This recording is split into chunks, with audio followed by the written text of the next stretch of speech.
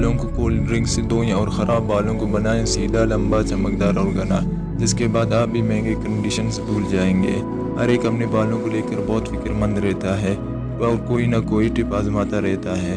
आज हम आपके लिए लाएँ एक ऐसी टिप जिसको आप आजमा कर आप उसके नताइज देखकर खुद भी हैरान रह जाएंगे।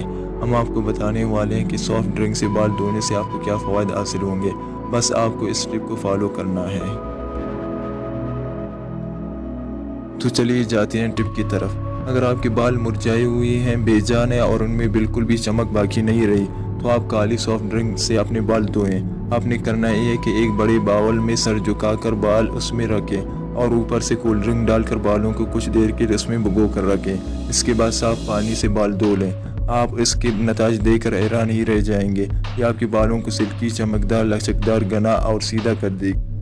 तो बस फिर आज ही ये टिप आजमाएं और अपने बालों को चमकदार बनाएं।